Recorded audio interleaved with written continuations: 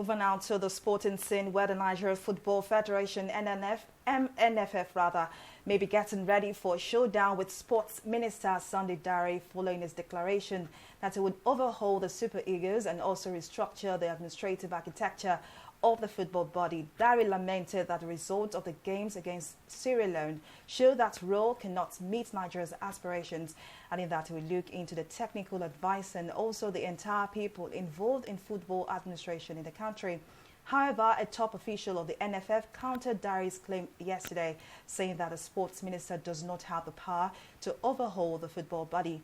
The angry NFF officials said the presidency does not support Dare's position against NFF and the Super Eagles. Sports analyst Salihu Ibrahim joins us via Skype from Benin in Edo State to look at this issue. Thank you very much for joining us, Salihu. Now, in the light of the performance of the Super Eagles, throwing away 4 goals lead to the Leon Stars and a call by some ex-internationals about the running of football, do you think it is wrong for the minister to carry out an overhaul of Nigeria's football? The question is not really whether the Honorable Minister of Sports is right or wrong in carrying out an overhaul of Nigerian football. The question will be, what will be the consequences of him carrying out that said overhaul? Does definitely, we still need to know if it's right. I mean, you are, a stakeholder in the world of football, and definitely there will be 2 sides to this.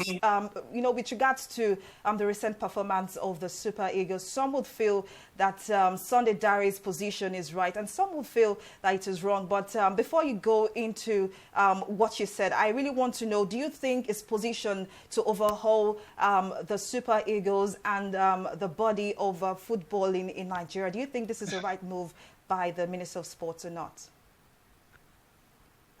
Look, it would be important for us to understand the whole situation.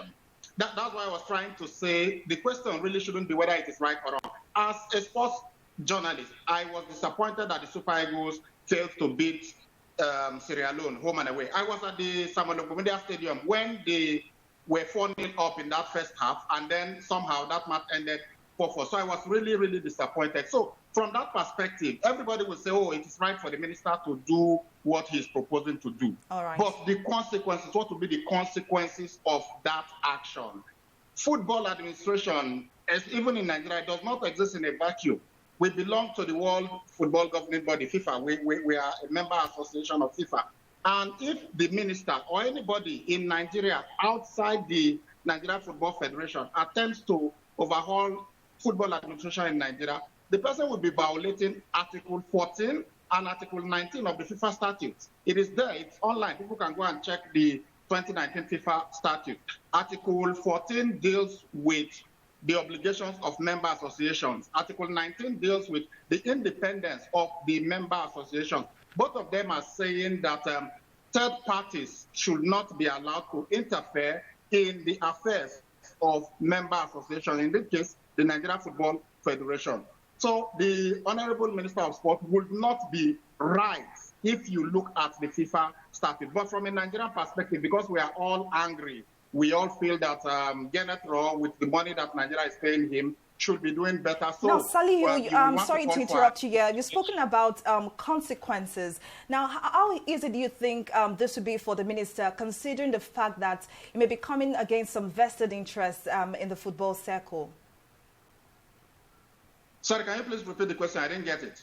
Now, what I said is you've spoken about the consequences. I mean, that was the point you wanted to make. But how easy do you think it would be for the minister, considering the fact that, you may be coming against some interest in the football circle? Just like I said earlier, some people would think this is the right move in the right direction, and some, of course, would think the opposite. But how easy do you think it would be for him?